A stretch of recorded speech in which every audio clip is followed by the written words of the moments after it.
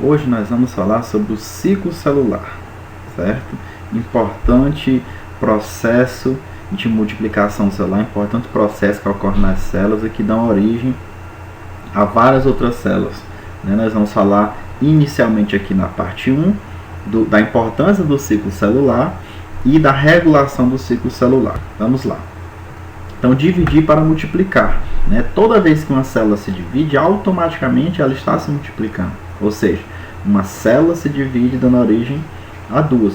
Então, a divisão celular permite a multiplicação, o crescimento e a reprodução dos organismos, né? O núcleo celular, né, destaca-se aqui que é um dado, até uma curiosidade bem interessante, que o núcleo celular ele pode possuir até 2 metros de fio de DNA, né? Se a gente desenrolasse todo o material genético que existe dentro da célula e fosse emendando, e olha que a gente não consegue observar olho nu o DNA, mas se a gente fosse emendando cada um desses pedacinhos, daria mais ou menos aí 2 metros. Os fios de DNA devem se duplicar e ser distribuídos corretamente, ou seja, eles se duplicam e cada molécula tem que ir para uma célula, certo? Durante o processo de divisão. Caso não ocorra isso, caso ocorram falhas, né, na divisão celular, aí nós temos, por exemplo, a geração do que nós chamamos de tumores, né, que são células danosas que se proliferam de forma descontrolada. E nós temos um exemplo, né, desse processo de divisão. Está aqui uma célula, dividiu-se, deu origem a duas, essas duas se dividiram, deram origem a 4, né? Tá aqui as 4, essas 4 se dividiram, deram origem a 8. Então, entenda, é dividir para multiplicar. Toda vez que ocorre uma divisão, essas células automaticamente estão se multiplicando. E aqui mostrando uma célula, aliás, um conjunto de células cancerígenas, né? São células que estão se reproduzindo de forma descontrolada e com erros, certo? Isso é o que quer dizer um câncer. Nós vamos ver mais adiante. Então, a importância do ciclo celular, né? Qual a importância? Então, nós vamos ver que o que distingue um ser vivo de um não vivo é justamente essa capacidade que ele tem de deixar descendentes, né? Cuja característica está intimamente ligada ao processo de reprodução das células, certo? Então, isso é o que diferencia um ser vivo de um não vivo, é justamente essa capacidade de se reproduzir. E um dos fatos mais marcantes, né, da divisão de uma célula é a precisão com que os cromossomos são distribuídos para as células filhas. Percebam que é um mecanismo extremamente perfeito. Logicamente, com o passar do tempo, esse mecanismo perfeito ele vai perdendo essa capacidade, ele vai deixando passar determinados erros que anteriormente, numa fase um pouco mais jovem, ele não deixaria. E aí nós vamos ter o surgimento de várias doenças, certo? Então, nós temos um exemplo bem aqui do que nós chamamos de divisão binária em bactérias, né? Na divisão binária, um único cromossomo circular, ó, que vocês estão vendo aqui, está aqui na letra A, um único cromossomo circular, ele se duplica, está aqui o processo de duplicação, ó, na letra B, e aí cada um desses cromossomos circulares, eles vão migrar um para cada lado da célula. Está aqui na letra C, eles migrando, na letra D já terminou a migração, e aí posteriormente há a separação citoplasmática. Então aqui de uma, aqui na letra A, eu tenho duas aqui na letra E. Isso é um tipo de reprodução assexuado que nós chamamos de divisão binária. Dando continuidade, né? Já nos organismos eucarióticos é diferente, certo? Os cromossomos eles se condensam, ou seja, eles ficam naquele formatozinho de X, né? Eles ficam mais espessos, eles ficam enrolados em cima de proteínas que nós chamamos de histonas, né? Há um processo de desintegração da membrana nuclear. Ó, se a célula está aumentando de tamanho, logicamente que o núcleo também vai precisar aumentar de tamanho.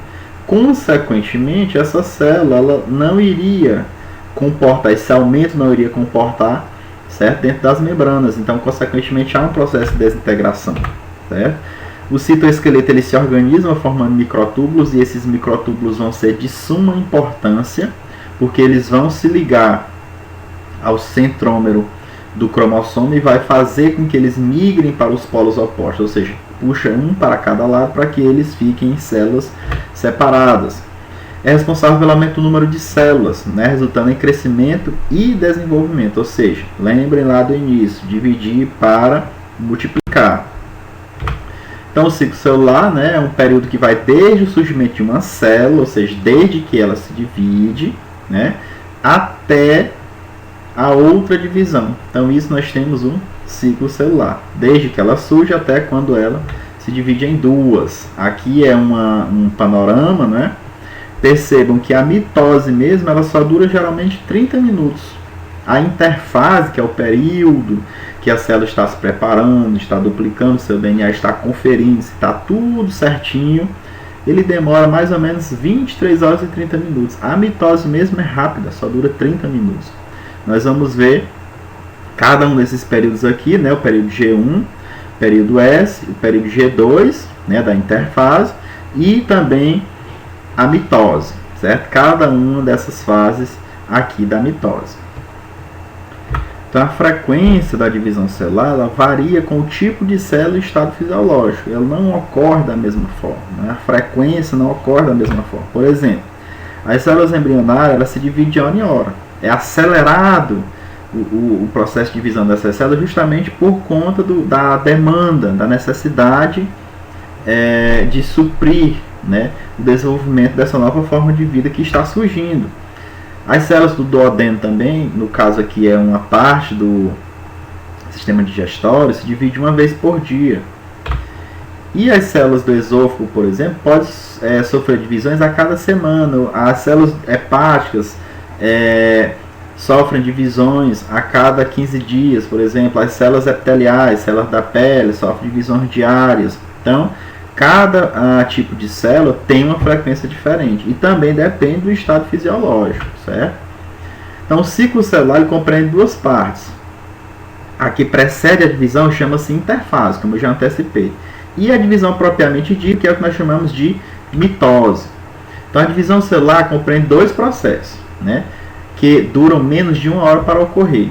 A mitose, que é a duplicação do núcleo, e a citocinese, que é a divisão do citoplasma. Nós vamos ver mais adiante. Já a interfase, ela se subdivide em 3 fases. A primeira delas nós chamamos de período ES, ou de síntese, né, que é a síntese de DNA, a duplicação do DNA, né, para que depois seja dividido entre as duas células. E aí nós temos 2 períodos, né, que nós chamamos de GAP. Período GAP1, que precede a duplicação do DNA, e o período GAP2, né, que é o fim da duplicação do DNA até o início da divisão celular. Está aqui mostrando, ó, período G1, está aqui o cromossomo, ó, período de síntese. Perceba aqui como já as helicases já formaram aqui a bolha de replicação, ó.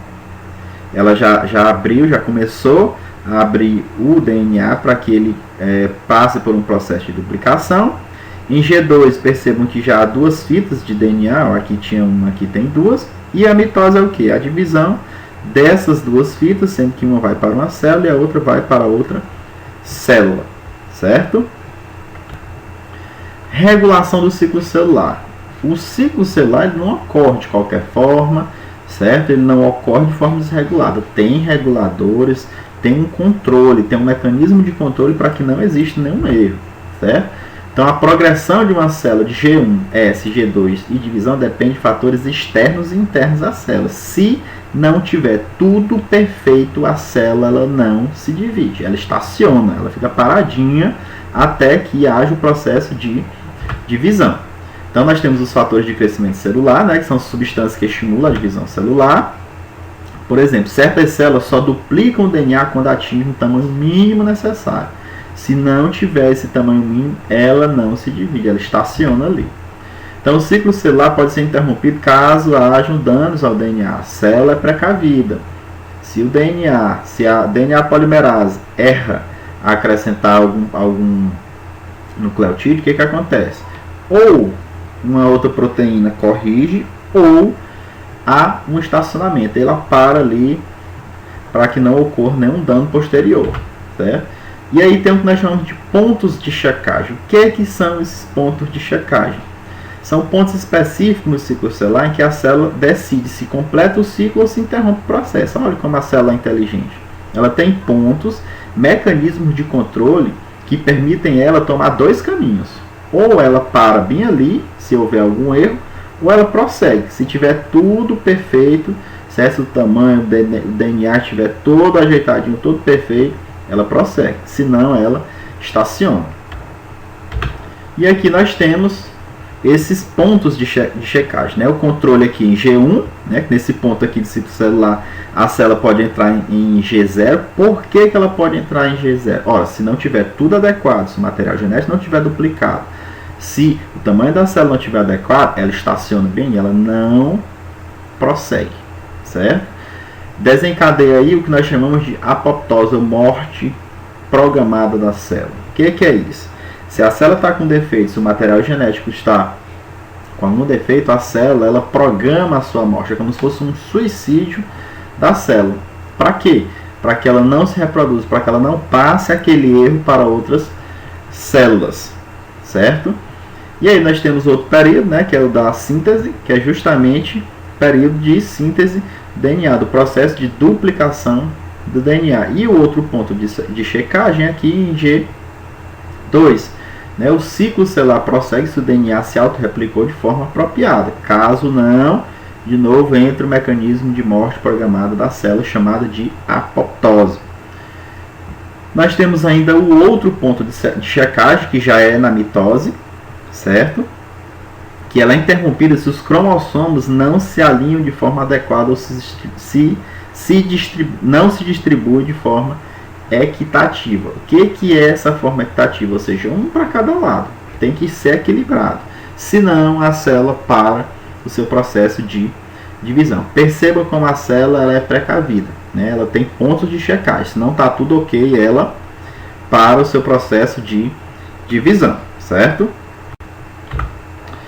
Quando a célula em fase S é submetida a agentes mutagênicos, né, como por exemplo raio-x ou algum outro medicamento que pode provocar danos ao DNA, né, como a radiação, por exemplo, pode ocorrer danos ao DNA. Então esses danos eles são detectados no final da fase G2, né, e a célula retarda o início da mitose até que se realize os devidos reparos, senão ela não prossegue. E aí, como eu havia falado para vocês, tem a apoptose, né, que são os reparos necessários às moléculas de DNA. Só que em determinados momentos esses reparos eles não são possíveis e aí a célula desencadeia um tipo de processo em que leva ela à morte, chamado de apoptose, certo?